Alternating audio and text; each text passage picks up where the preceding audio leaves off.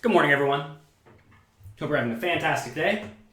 Sorry for being 3 minutes late. I'm sure many of you thought that I didn't make it through the weekend. But alas, I did make it through the weekend, so that was fortunate. It was a hectic weekend. James decided that he's not going to cooperate and be nice anymore. But that's fine. He doesn't have to. That's his right as a 2.5-year-old child. Actually, he's 2 years, 9 months now. Almost 3. Someone saw him on the street. They said, "How old is he? Is he 5?" No, he's 2. He's a big boy. Big boy. He loves running. He loves playing.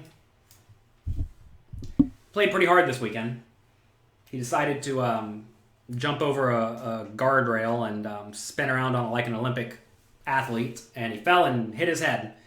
And then I made sure his head was okay, and then I took him home. When I got home, I realized, oh my gosh, his arms are all tore up. His legs are all tore up. He's a crazy baby. So anyway, that was fun.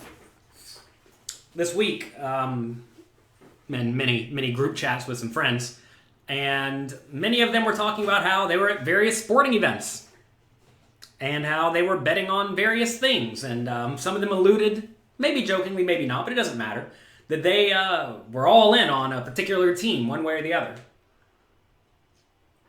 Today, I wanted to talk about the idea of craving action. I almost called this being a degenerate gambler, or degenerate gambling concepts, but it's not actually degenerate gambling. Maybe it is, maybe it isn't. I don't know. But essentially, some people find themselves betting on everything, or many things. And the question becomes, is it actually a problem? And if it is a problem, how do you go about changing it? Spoiler alert, I'm not a psychologist. I don't even play one on TV. I am also a gambling person, so take this for what it's worth. But essentially, whenever people are betting on things, you want to be asking why. What is the purpose? I think what happens is a lot of poker players, especially those who work hard, do well, aspire to be better, like many of you here, you get into poker not for the social aspects of the game. You're not going to treat it like a movie where you pay some money, you go and you hang out for a few hours, then go home. You all are actually trying to make money from poker, right? You all have the desire to change your life. It's very different than the very social recreational players. They don't really care about that. They just care about passing time. But many people who are either the players who want to win or push the boundaries of the game, they are looking to really, really, really push the boundaries and try to get rich, right? So that leads many of them to crave action, to try to essentially run it up, right? Now, the question becomes, how do they go about running it up? Many players just play poker tournaments, right? Poker tournaments are a great way to try to take a little bit of money and turn it into a lot of money. What a lot of gamblers do is they may have like a 5 buy-in bankroll, and they try to take their 5 buy-in bankroll and turn it into 500 by cracking off a big tournament. Obviously, that's pretty hardcore gambling. You're going to find, at least in my experience, that a lot of the absolute best poker players are very, very nitty with their actual bankroll, but they are with their poker play and with their poker bankroll, but they're kind of laggy, kind of loose and aggressive when it comes to gambling. For example, when you go and you play let's say you normally play $1,000 tournaments with your $1,000 buy-in bankroll, you may have 30% ROI, so you make $300. That means you make $300 in that day on average. Many of these same players have no problem betting $1,000, $2,000, $3,000, $5,000 on a sporting event, especially if it's a rare occasion, like they're going to the sporting event once every month, right? You go to the sporting event once a month, you have $5,000 on it. And these people do that not recognizing that that may be their entire monthly income. Why in the world do you want to bet your entire monthly income every month on the outcome of something that is, call it random. It's not essentially random. And for all we know, maybe you're actually a good sports bettor. Maybe you even have a 1% ROI, which is not actually bad for most gambling games, assuming you're playing against the house. We're going to discuss how to mitigate the house later. But if you have 1% ROI in a bet and you're not properly bankrolled for it, you will very likely experience huge downswings at some point. So do you really want to risk your poker bankroll for excitement, right? Or the quote-unquote potential to get rich? Because for a lot of these people who love action, what they do is they'll take their $1,000 bet and they'll bet it. And if they win or lose, they will inevitably take the $2,000 and bet it on something else next week, or the next day, or the same day. They're parlaying, right? Because they treat their recreational money, their gambling money, very much like a tournament. And I have many friends who've done this. I've done this, where you designate some amount of gambling money, and you either lose it, or you win a ton. I mean, this is how I play blackjack when I go to the casino. It's good for the casino, because either I lose a lot, or I win a ton. If I win a ton, they want me back. If I lose every time, they want me back, right? It's logical, right? But you want to figure out why you're doing the things that you are doing and what is the purpose. And you're going to find that there is no real purpose in being a bit of a degenerate. You don't need to be a bit of a degenerate. There is no purpose in being a bit of a degenerate, because it leads to gigantic swings in your bankroll. And let's get real, none of us are smarter than the sports books. You just aren't. Maybe there's one or two of you here who are, and congrats, you have 1% ROI. Do you really want to be... First off, if you have 1% ROI, you need a gigantic bankroll. So if you're betting $1,000 bets, you may need, I don't even know, 300, 500 buy-ins. Way more than you do for poker. And poker's already clearly high variance, right? So, what is the purpose? And what is the potential outcome? And you're going to feel like, in general, the potential outcome is, if you approach it from a gambling point of view, either you lose some, and if you lose some every month, maybe your whole monthly allowance, right? Which for many gambling type players, like poker players, is half of their monthly income, all of their monthly income. If you lose that every month, clearly that's a problem. But then, every once in a while, they run hot and they have lots of money. The problem is, say you do run hot and you turn your $1,000 into $100,000, nobody quits. They just start betting $10,000 a game, or $50,000 a game. Who cares? What's the difference, right? They're trying to get all the money, and $100K for even people with a $100,000 bankroll. They doubled their bankroll degenning. That may not even be enough. So they shoot it back in there and they keep trying to run hot. And every once in a while, 1 out of 1,000 times, you end up with a success story. But what about the other 999 times? You just end up losing your monthly income every month. It's not ideal. It's not good. I see a lot of you typing in stuff. Is there a bus or train to Atlantic City? There's a bus and a train. I usually take a car service. Is a 20 buy-in bankroll a good amount to start with? If you don't mind going broke, read jonathanlittlepoker.com/bankroll. All right, let's see.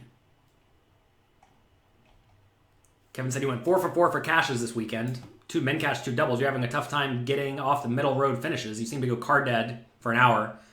If you're playing high variance tournaments, you need to get a steady string of cards. In general, though, maybe you are playing a little bit too tight. Maybe you're playing a little too crazy. I don't know what you're doing wrong. You haven't sent me any hand histories. What do I think of sites where you can play on your phone? They're probably either somewhat shady or they have somewhat shady payment methods. Be careful. If they're not licensed and regulated in your home country, presumably America if you're asking me about this, you probably should stay away. Let's see. It's hard to properly disregard the money when at the table, thus enabling you to fire the chips in when it's correct to do so, and to be a bankroll nit when away from the table. So I think what you're saying here, Mark, is that a lot of poker players can play a relatively high variance style, but still be very disciplined with their bankroll. I mean, I'm a good example of that, right? I have no problem shooting it in there for a poker tournament, or playing aggressively in the poker tournament. But I try to be very disciplined with the bankroll because that's just smart, right? That's how you don't go broke. My job is to not go broke. If you have a full-time job, is there a problem using a smaller bankroll? Or if you have a full-time job, you have to ask, are you happy replenishing your bankroll, right? Some people, the answer is yes. Some people, the answer is no. If the answer is yes, every month you can put $1,000 in your bankroll, and you know you're going to do it every month, it's kind of like you start with a $12,000 bankroll, even if you have no money or $1,000 right now, because you know every month you get another 1,000, right? K-Kept does it right. Don't bet on anything. No sports, pit, slot, etc. But you love no limit hold'em. So let's talk about this. This is another, I'm not saying this is K-Kept, but this is another type of gambler who plays no limit hold'em, and they will actually degen at no limit hold'em. They will start with, let's say, $1,000 bankroll. They'll be playing their $20, $30, $50 games because they're not a pro. They're just gambling. They win a $50 tournament for $5K. Now all of a sudden they are playing $1,000 tournaments. Next thing you know, they win one of those, or they get a decent cash or $100K. Now they're playing $10,000 tournaments, and inevitably they end up broke. Basically, they do what a lot of the poker pros do at sports or the pit or whatever, and they do that in poker. Some poker pros do this too, don't get me wrong. A lot of the super high roller players you all see, they're playing with 2 buy-ins in their bankroll, and sometimes it works out, sometimes it doesn't. I know Bren Kinney, when he won the biggest tournament in London recently, said he definitely had the most of his net worth in this tournament. And, sometimes it works out, sometimes it doesn't. And to be fair, there's nothing wrong with losing all your money. I think a lot of people think going broke is detrimental or awful. A neat thing about being a very, very high-stakes pro is that you kind of have an unlimited bankroll. You may say, how is that? Well, you have an unlimited amount of backing potential, right? And there's actually a lot of value in having an unlimited amount of backing potential. I mean, I'm kind of in that boat, but I don't utilize it probably properly. And you don't really care about going broke if you know you have infinite backing. That said, that's not the case for most people. It's kind of the case for people with jobs, though. If you're playing within reason, say you want to play $100 tournaments, and you know you get $1,000 each month from your job because you make $10,000 a month from your job, and $1,000 a month is not that big of a deal. It's like you have unlimited bankroll. You saw my Borgata video blog. Very nice job. You seem to imply the guy who busted me calling my jacks was that a bad play? Could you elaborate? I don't necessarily think it was a bad play. I think it was a loose play. My bust-out hand in Borgata, where I took 35th place recently, someone raised, someone re-raised, where did it go? Went like 2 big blinds, 9 big blinds, and then I jammed for, I think, like 55 or 60 big blinds, something like that, with ace-king suited. Gets back around to the 3-better he called with jacks. And I think it's a very close spot with jack, because my range there is going to be probably actually just aces, kings, queens, and ace-king. How does jacks do against aces, kings, queens, and ace-king? Not too great, right? Especially deep in the tournament. You should really only be calling it off there if you think you are at a disadvantage in the tournament. Or, hey, you like to gamble, right? Because either one of us takes 35th place, and the other one has all the chips, or we both just have some chips. If you are a good player, you want to maintain your edge, you definitely don't want to be calling it off in a break-even spot. And I do think that's going to be a very break-even or slightly losing spot for jacks. But hey, if that's the best spot you're going to get, because you know you're not very good, you should definitely take it, right? But if you think you're good, and I think the player in that seat was like I think he was recreational. I'm not entirely sure. He made the final table. I'm not going to spoil who it was. But he made the final table. And maybe even, I don't think he won, but he made a deep run. That's a scenario where, sure, right? I've been kind of unlucky at Borgata, actually. I've taken like 12th place, 25th place, and now 35th place, all in like pretty big all-in scenarios with roughly flips. And I've lost all of them. But that's part of life. Sometimes you win, sometimes you lose. So was that a bad play? If you're trying to win money, it's a bad play. But a lot of people aren't necessarily trying to win money. And I think what happens there is maybe the opponent thinks my range is much wider than it is, but it's just not. I'm not bluffing there for all the money. Let's see. If the best players in the world are playing very soft games, will they still have downswings? Yes. They'll have smaller downswings than most because they have a giant edge. Basically, as your edge goes up, your graph goes from being flat, break even, right, to upwards, right? So if your graph trickles upwards, sometimes it's still going to trickle in the downwards direction, right? And if you look at tournaments, I mean, it's like down, down, down, down, down, up. They're going to have more upward spikes, but it's still going to be down. It's like saying, say Phil Ivey, the best player in the world, you want to give Phil Ivey's example, plays 5 $2 buy-in tournaments online. He could easily just brick all 5, and it's going to be down, down, down, down, down. Straight downswing. Or maybe as likely result, a min cash and 4 downs. So it's going to be down, down, up to, down, down, down. Still down, right? Cash games are a little bit different. You're usually going in the upwards direction, but no, you can certainly have downswings. Can you tell us about downswings from my experience? I mean, sometimes you lose. What do you want to know? I mean, sometimes you lose. I've had 2 40 tournament stretches out of money in live poker. Been pretty lucky in live cash games. I haven't really had any real downswings. I think my biggest downswing in live cash games was like 30 buy-ins, which is not a big deal. So I've been pretty lucky. You just won a World Series of Poker Europe mini main event satellite. Any advice? Play great. Study and play great. You have to treat your business like it's a business. That's right. If poker is your business, treat it like a business. You talk about button straddles. Where you can choose between 2 and 5 big blinds. Minimum is almost always ideal on the button. Do I charge to look at hand histories? Yes. I'm a poker coach, believe it or not. How do you cancel poker coaching premium? Send us an email. support@pokercoaching.com.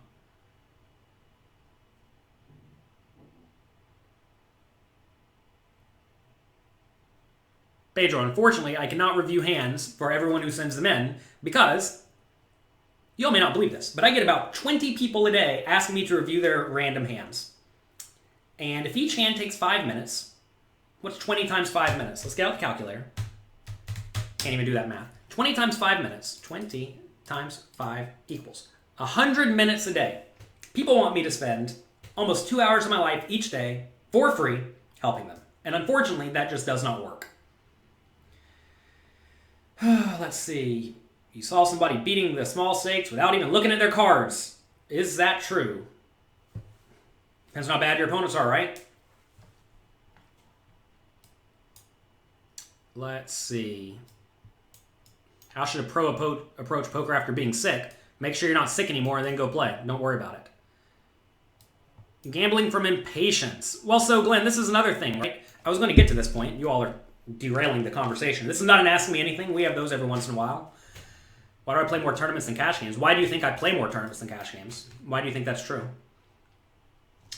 Let's see. Where was I getting it? Gambling all the time because you need it. Getting impatient at the poker table because you need the action. Why? Why are you so immature to the point that you think I need to play? Right?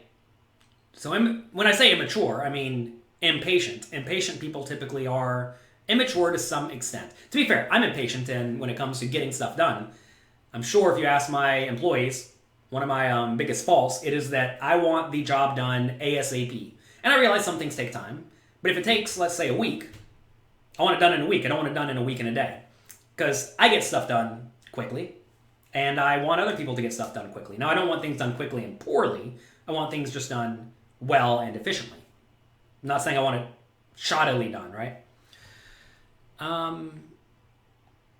So anyway, why do people need to gamble all the time? Well, because they're becoming addicted to some extent. You'll see some high-stakes poker players betting on all sorts of stuff, just like random stuff, like who can shoot a basketball better, who can hit the golf ball better, who can get more red or black cards on the flop. Why are they doing this? It's because they enjoy gambling. Why do they enjoy gambling? Why would they rather have giant swings in their bankroll and presumably neutral EV spots just to feel the action, right? It's because they have a bit of a problem. Or they need it. When I say they need it, I say they need it like an alcoholic needs to drink alcohol or a drug addict needs to do drugs. To be fair, I've been pretty lucky. I don't think I've ever been actually addicted to any substance. So that's fortunate. But at the same time, maybe I am a little bit. I like playing poker. I don't think I need it, though. I like betting on things. I don't think I need it, though. Like drinking alcohol. I don't think I need it, though. And I realize there's a difference. If you do need it, if you need any of these things, consult a professional. Again, I'm not a psychologist, psychiatrist, etc. I just deal with people who have these issues all day. Instant gratification pursuit is immature. Yeah. They think they can play red, black, better than the other player. Maybe they can. Well, so, Mike, going back to this, right? Say you have two people who both think they can do the thing better than their opponent. They probably can't, right? It's just a neutral thing. And again, this goes back to the idea of if it is break even or plus 1% ROI, is it worth doing it for a lot of money? And the answer is just no. Because you have immense swings in your bankroll. again, this all goes back to I'm trying to talk to people who actually care about winning, right? I'm not talking to the people who want to just gamble for fun, who want to lose, who don't mind losing, who are happy to get in there and experience big swings. That's not what I'm not talking to those people. I'm talking to the people who want to get good at poker and succeed long term, right? And this is very, very different than the people who just want to gamble. But you do see some good poker players needing to gamble. And everyone's always trying to say, but they could have an edge. Yeah, they could, but I'm telling you, the edge they have is incredibly minimal, unless they just find like a super spot to play against, in which case then, it's more like predatory gambling, which is a different story. I think you have to realize that most bets that you make to try to run your money up are essentially flips, right?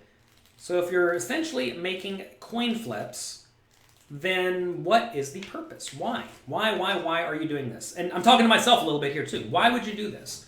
And there's really no good justification besides I am trying to get rich faster than I could otherwise working. And I think a lot of people just get impatient. Going back to what was just mentioned on Instagram, is that people get impatient and they want what they don't deserve.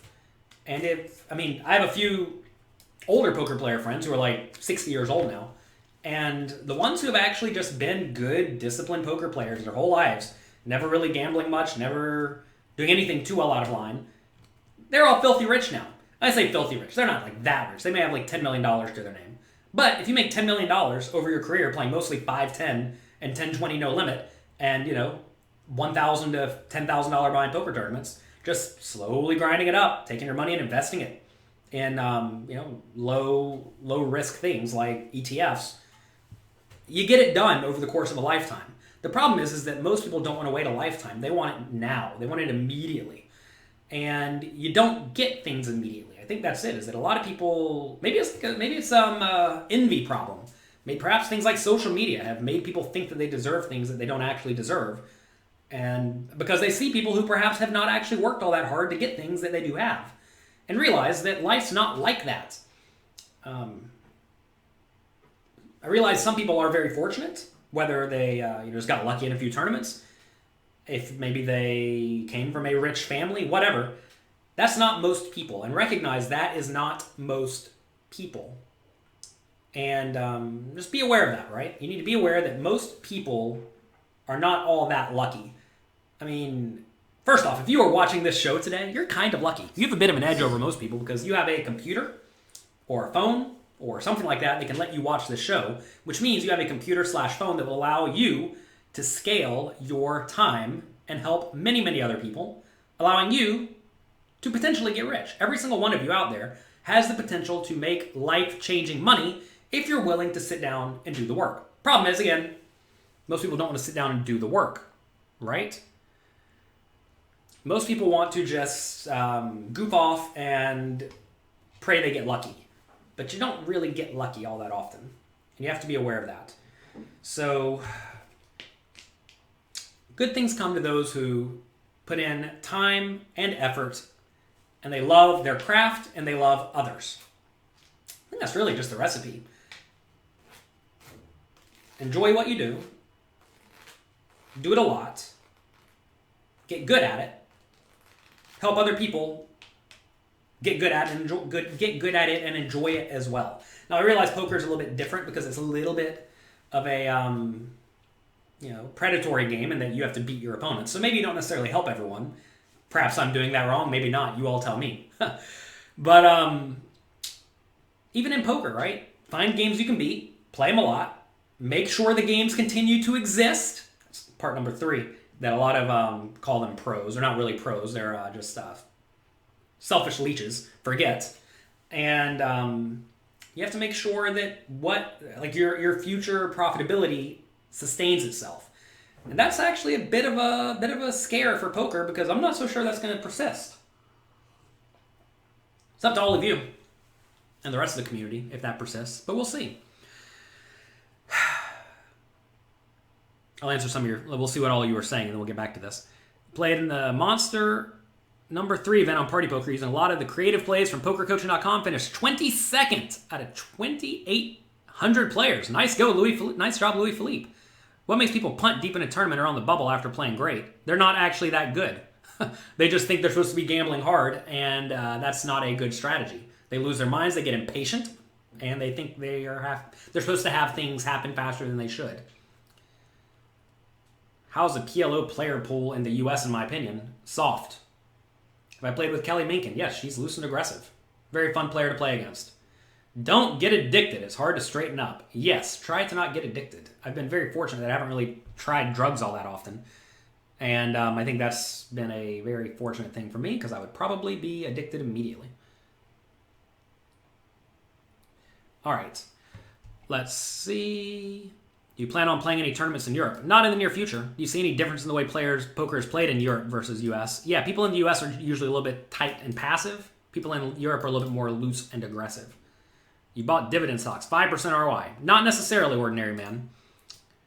Dividend stocks are interesting because what a dividend stock is, for those who do not know, is let's say you buy a stock that usually makes a product. Let's say Coca-Cola, right? I don't know what their dividend is. Let's just pretend it's 5%. I'm sure it's way lower than that. Let's pretend it's 5%. Basically, every quarter, they take their profits, some of their profits, and give a predetermined percentage of it to the people who own the stock. Great. You can either get it back in the form of stock or cash. Your pick. So either your cash trickles up or your stock value trickles up. But it's kind of scary when you're looking at a dividend stock because what they're saying is that they think that they cannot invest the money very well. Meaning they think that you, a very unsophisticated investor, presumably you're unsophisticated, maybe you are, maybe you're not. I'm very unsophisticated and I think I know at least a little bit. They are saying that they can't invest your money profitably. So they're just going to give it to you and hope you do better. And that's a little bit scary, which means they don't have actually a whole lot of growth potential. Because otherwise they would take that money and reinvest it and build their own company, right? So I think dividend stocks are fine as long as they already have a very gigantic chunk of the market. Like Coca-Cola, right? That's actually a good example of a company that probably should pay dividends because, like, what else can they do? I think, like, Apple just started giving a dividend a few years ago for the same reason, right? They pretty much have the whole market. Giving a dividend makes some logical sense. Maybe they don't give a dividend. I don't know. But anyway, companies that don't have the whole market or are still in a growth phase definitely don't need to be giving a dividend because presumably they're trying to grow their company, right? You'll see some small companies pay like a big dividend. Usually that's just a way for the investors to try to siphon money out of a company that's dying. Be careful with dividend stocks because very often they trickle down in value. And if they trickle down 5% each year, but they pay you 5% dividend, you've broken even. So it's not as free as it may appear. Just pay attention. That's all I'm saying. Pay attention. Also realize that if you're buying 10 dividend stocks, you're probably not sophisticated enough to buy the optimal 10 dividend stocks. You're probably all in a very specific sector, like, let's say, Coca-Cola and Colgate and, I don't know, name stocks that make things, make consumable things. That's just like one tiny sector of the market. You may think you're diversified, but you're not. Let's see. Talking nonsense about investing stocks. Aren't all poker players selfish leeches by default? Absolutely not. Sit there and try to figure out why you're wrong about that, because that is very, very incorrect.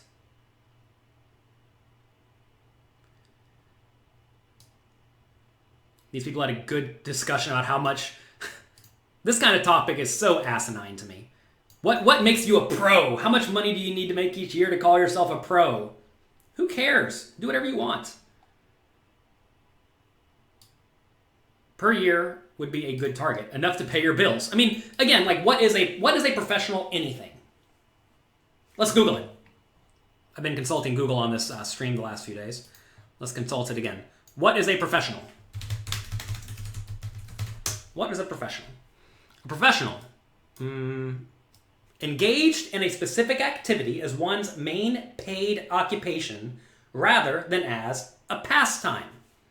Do you play poker to pass the time? clearly a recreational player, right? These are the players we talked about at the top of the show who go, they play for 3 hours, they don't care if they win or lose, and they go home. Obviously, that's not a pro. A pro is someone who is engaged in the activity as one's main paid occupation. Do you have another job? If you have another job, maybe you're not a pro. In theory, maybe I'm not a pro.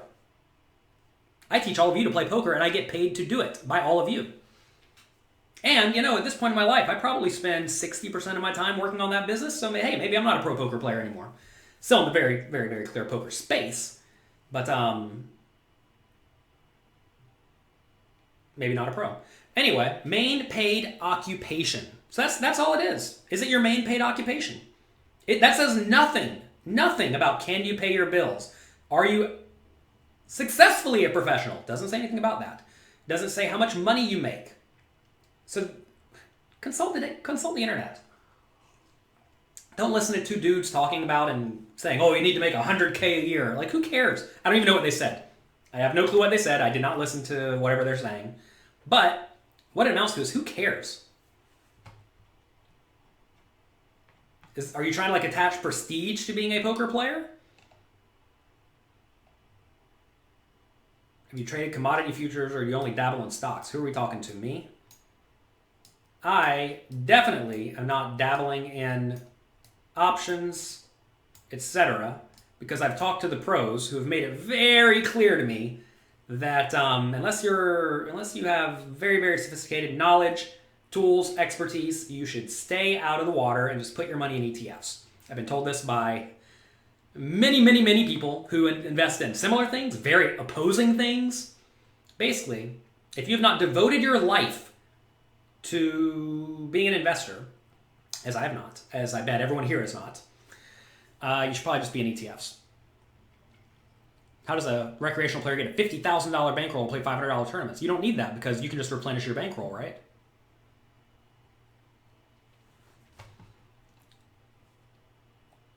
Let's see.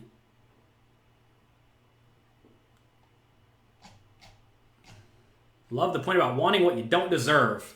That cut deep. Yeah, well, you got to grind it up, man. The word pro is a falsity. I have not bought Fader Holtz's masterclass. I do not know anything about it. All right, so what do I think a professional poker player is? You can say you're a pro if that is your main source of income. Simply put, who cares about how much money you make? Why does that matter? Also realize that even in some parts of America, I was going to say the world, but in some parts of America, making like $20,000 a year is plenty. Whereas in some parts of the world, making $100,000 a year is nowhere near enough. I live in Manhattan, New York City, one of the most expensive places in the world, and you need to make like what, $250K a year to survive here? Rent's like $10,000 a month, or mortgage/maintenance is like $10,000 a month. I mean, there you go, right there. Private school is, well, do a little bit of Googling, you'll see how much that is. What else? We have taxes, we have all sorts of stuff here. You probably need a solid $250K here to roughly break even if you have a husband, a wife, and a kid or two. So, $100,000 a year is not enough here. Even if you have two people, a husband and a wife making $100,000 a year, it's barely enough. Other parts of the country, you can live on two $20,000 a year incomes, no problem. Take South America. I know this because of Magic the Gathering. There are some Magic the Gathering online pros who are thrilled to make like $5 an hour playing that game, because that's actually a reasonable income in some places. $5 an hour. It's not a whole. I don't even know what that is per year, but it's not a lot. It's like $10,000 a year or something, I think. Those people are pros. They're grinding it out. They are making a living doing what they enjoy. So realize that everything is relative. Money is relative. Life is relative, right? I can get one-on-one training with me. Email support@pokercoaching.com.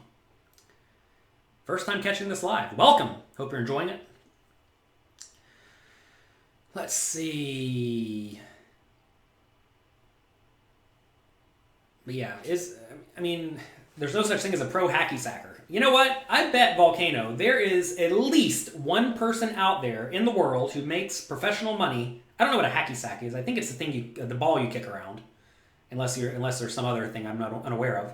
I'm sure, I would actually be very confident, there are at least 5 professional hacky sackers out there in the world.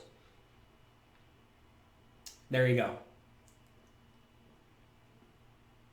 Good luck finding fewer than 5.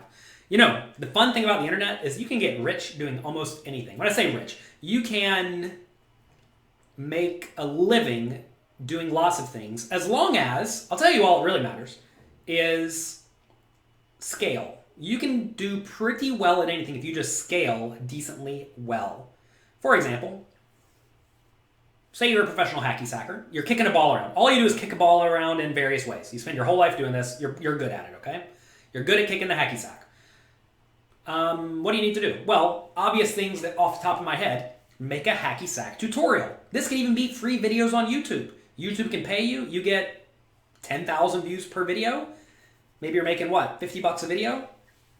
50 bucks a video times 30 videos a month was 50 times 30. Get out the calculator, Jonathan. 50 times 30 equals, that's $1,500 a month right there, times 12 months. Boom, $18,000 a year just by posting one YouTube video a day that gets 10,000 views. That's assuming you don't even try to monetize in any other way. $18,000 a year being a professional hacky sacker. Okay, next. You can make your own hacky sacks. Make your own balls to sell. If you're popular enough, I mean, you see this in the poker space. People make very lackluster clothing and they sell it at a giant markup and people buy it. Right? Who cares? Do it. If people want to buy your stuff and they're happy to pay for it, let's say you make only $10,000 a year from that. So that's $28,000 a year being a professional hacky sacker. Let's say there's some big brand out there that wants to sponsor you, like Red Bull or something. They seem to sponsor people doing all sorts of random things. They don't sponsor me. I do not want to be sponsored by Red Bull. I do not drink Red Bull or any other energy drinks besides coffee. Okay, now, say they give you $10,000 a year. Now we're up to $38,000 a year kicking the hacky sack. And that's easy to do. That's easy. That's if you do almost nothing. Almost nothing. Besides post a video each day, which takes an hour or two. Has some hacky sacks. You can probably outsource that. You don't have to spend any time. But let's say that takes an hour or two each day. We're at a 4-hour-a-day job to make $38,000 a year kicking a hacky sack. You think there's not more than 3 or 4 of those? I mean, there's got to be more than 5 of those people in the world. And that's like a real income in America, right? Think about like how much money that is in countries where everything is very cheap. Anyway, don't be closed-minded. Don't be closed-minded. You can make money doing almost everything. Let's see. Your friend is the ex-world champion. He tries sponsors all the time. They only give clothes. Well, those are bad sponsors. That means that your friend has not proven immense value to those companies. I think a lot of people think, oh, I can't get sponsorship. Well, you haven't proven how the company sponsoring you will make more money from you than the money that they are spending. You see this happening now with Twitch streamers, right? Poker stars got rid of almost all their pros. Probably intelligently. You say, ooh, aren't you pro sponsorship? Yeah. The problem is if you look at the vast majority of sponsored poker pros, what do they actually do for the site? A lot of them did nothing. They did literally nothing. They didn't even show up to the tournaments. I remember one time I went to a Poker Stars tournament with, there was like no pros there. It's like, why? Where are the pros? You pay these people to come play your tournaments. They're not even at your tournament. And it's insane. Like, why in the world are you sponsoring people who don't want to work? Sponsor the people who want to work, who want to do a good job. I mean, now you see a lot of the sites sponsoring Twitch streamers, which is both good and bad, I think, because the Twitch viewing market is relatively small. That said, it's usually very loyal. Small loyal markets are actually pretty valuable, whereas like broad unloyal markets are not very valuable. They're way less valuable, let's just put it at that, in terms of monetization, right? We are so off topic here today. We're supposed to be talking about desire for action. Where are we going with this? Basically, if you are not getting good sponsorship deals, then it means you're not providing value. Why do I not have a sponsorship deal?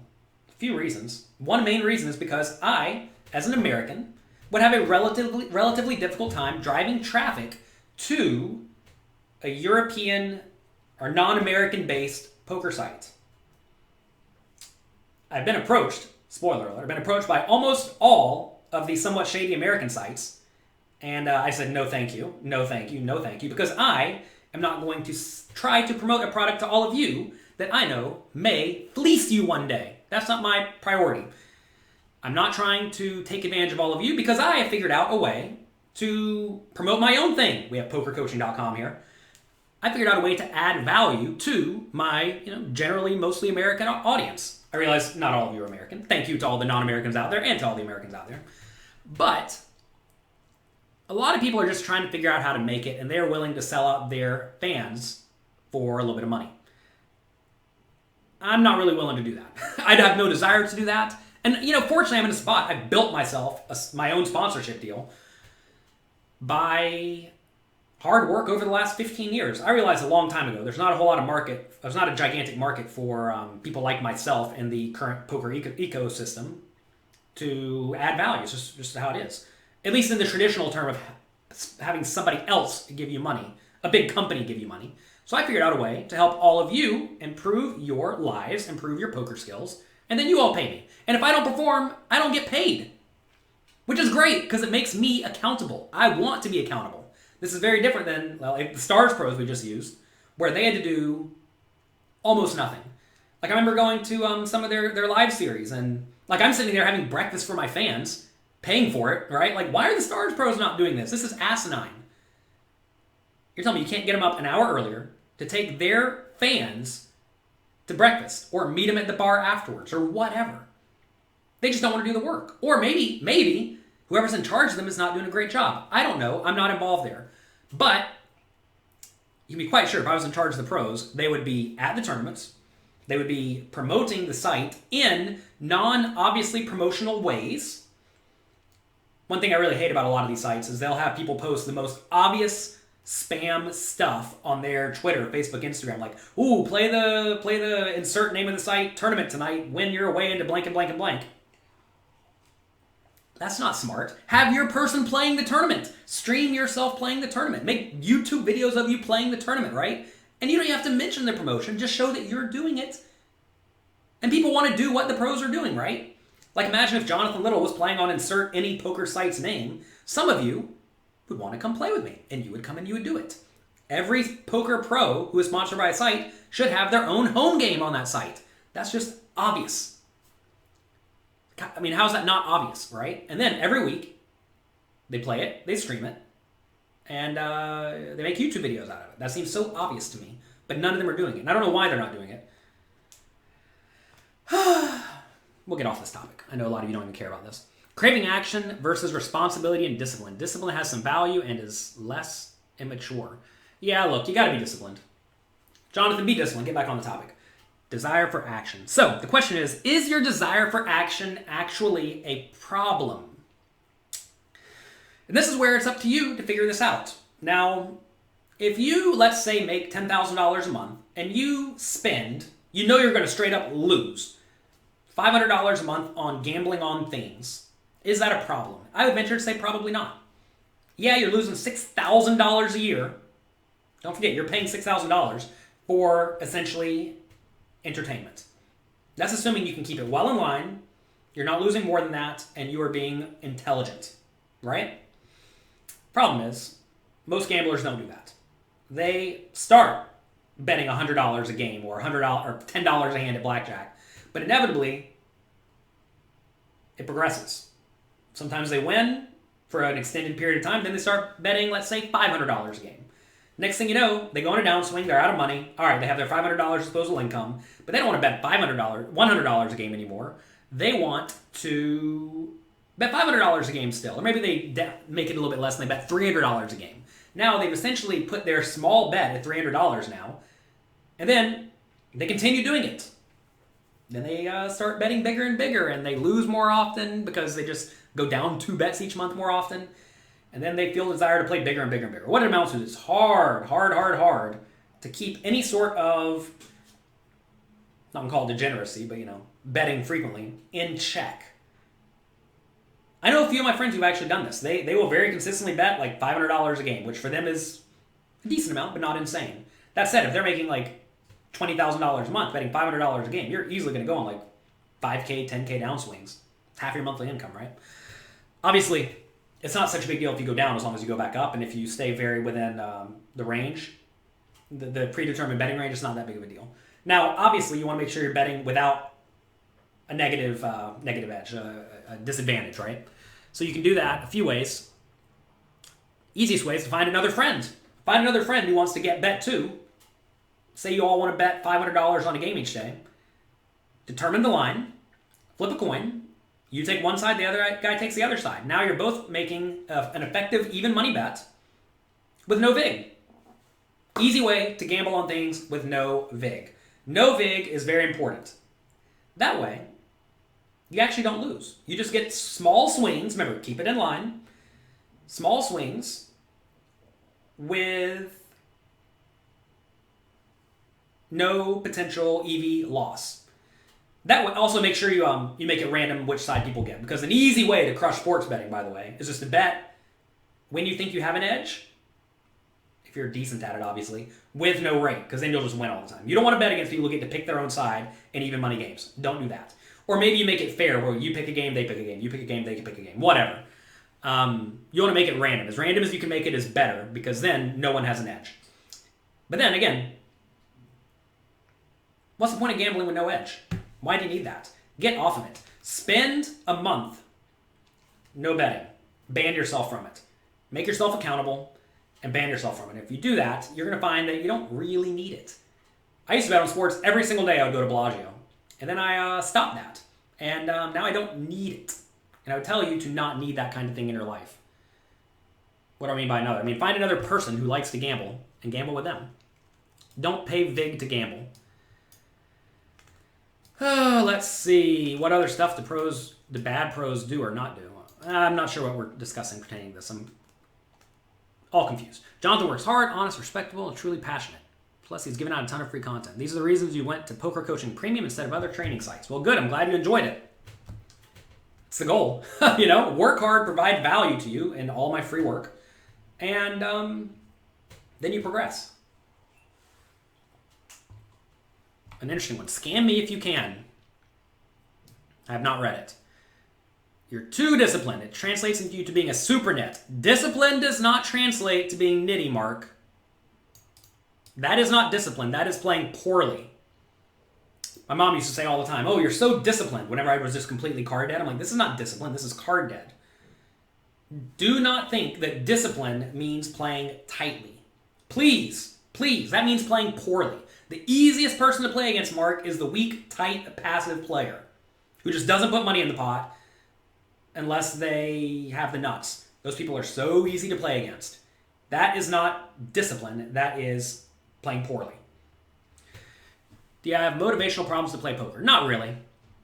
But if you do have a motivational problem, take a little bit of time off. Maybe learn to play a new game, right? Do things that change it up. Changing it up will make you like things more. How long did it take me to become profitable once I started playing poker? I was pretty much profitable immediately because I studied a lot before I ever played. I discussed this a bunch. Whenever I was 18 years old, I spent about $300 on poker books. I was at a $10 an hour job, so I spent a whole week's worth of pay on poker books. I read all of them, I studied, I put $50 onto party poker, and I played 25 cent, 50 cent limit. I was a little bit lucky, never went on a 100 big bet downswing initially, then I started keeping 300 big bets, then 500 big bets, got all the way up to 1530/3060, and then I moved to sit and goes. And then off to the races. I studied a lot before I ever played. A lot of people do it the opposite direction. They play a lot before they ever study. And if you play a lot before you ever study, expect to lose. All right, so how do you know if it's a problem? If gambling is a problem? Especially if you know you gamble. Look, if you gamble, you know if you gamble, right? Are you betting on things that you don't have an edge in? And again, please assume you don't have an edge until it is very definitively proven. I can tell all of you, sports betting, gambling games, prop bets, etc., you probably don't have an edge. If you don't have a long track record, like 1,000 bets, 1,000 sessions, whatever, of steadily trickling up, You just may think you're a winner, but you're not. A lot of people, they think they're winning and they're not. So unless you have good results, assume you're losing or breaking even. Okay, fine. Is it a problem? Well, do you lose a significant amount of money each month or on a regular basis? The answer is yes, it's probably a problem. Or it could be a problem, could become a problem. And also, ask others around you. Are the other people around you concerned about your gambling? Now, realize there are different types of people in your life. Some think anything's a problem. Some think nothing is a problem, right? You want to find the level-headed, reasonable humans and ask them, is the trajectory of my life, of my gambling play, etc., is this a problem? And if they say no, then it's probably okay. Ask like 15 people, all who you think are level-headed and reasonable. Don't ask the super nits, don't ask the lunatics. Ask the reasonable, level-headed people. And if they say it is a problem, then it's probably a problem and you need to cut down. And the easiest way to do this, at least in my experience, is to kind of go a little cold turkey. Again, I've never been super addicted. I don't think I've been super addicted. At least maybe I have, maybe I haven't. But you need to get off of it and maybe get a professional to help you if you can't do it yourself. I'll tell you what I did. I stopped going to Bellagio each day. I was betting relatively big on sports, and Bellagio's poker area is right next to the sport betting area. I would walk in, like a degenerate, I would look at the board, I would find something I liked, and I would bet on it. I'd be betting like $10,000 a game when I'm playing 10-20 no limit, right? So my sport betting swings were way bigger than my poker swings. I roughly broke even at sports, which was the fun part, that like I didn't even win or lose a whole lot of at sports, but it took away all of my attention, and losing your attention from poker is very, very detrimental. My poker results went poorly when I was betting big on sports because I was watching the sports, paying attention to the sports, like a fish, right? People do this with blackjack, they do this with craps, they do this with all the gambling games, right? Sports just seems to be the easiest for me because I can play poker and still do that. So anyway, I stopped going to Bellagio. Took a month off of that, and then I didn't really need it. Didn't really feel a desire to do it anymore. And if anything, I would go there and I would feel kind of bad about it.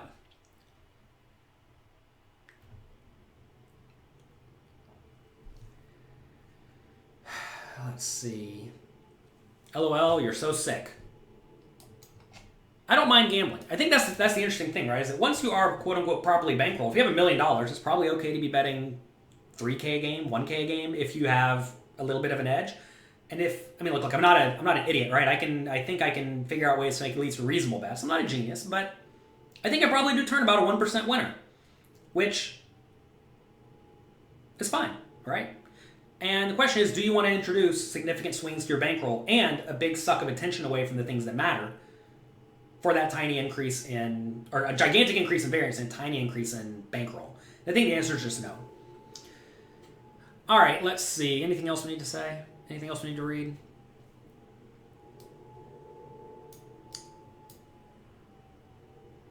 Justin said he started studying every day on poker coaching.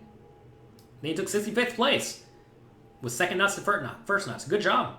Good job, good work.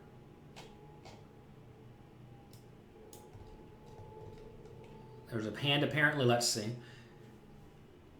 Jack 9 shoves under the gun versus your big blind ace king. Well, call it ace king. Who cares? Look, nobody cares about bad beat stories. This is another good example. Another good thing from John's. Find an alternative, right? Something else to do, and see if gambling is your priority. And if so, then it may be a problem. Look, we have an actual psychologist here who has good advice. Good. I think that's a very good thing. I know I've gone through periods in my life where I've probably had too much wine. Too much being like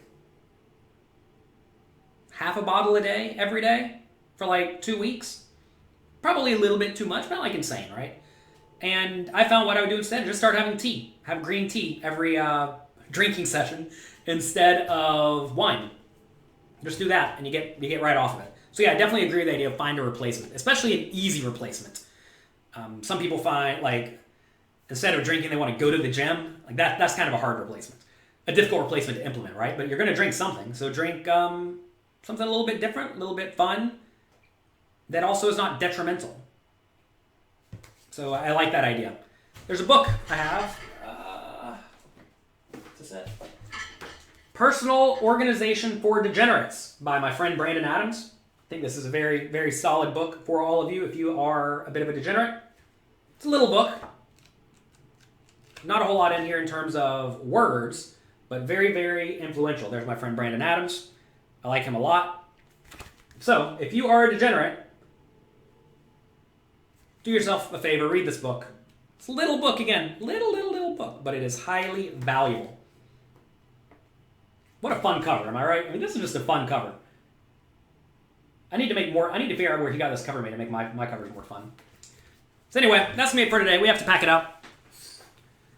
Why don't I make a video about bounty tournaments? Oh, be patient. Be patient. I have one of those coming in my next book. It's going to be a big chapter, too. Big chapter on bounties / progressive bounties. Louis Philippe, thanks for being here. You are very welcome. Under the gun limps. You have 7s in the cutoff and shove for 20 big blinds. Is that okay? It depends on the under the gun limper, right? I discuss that a lot in my book, Strategies for Beating Small Stakes Poker Tournaments. What are their limping ranges?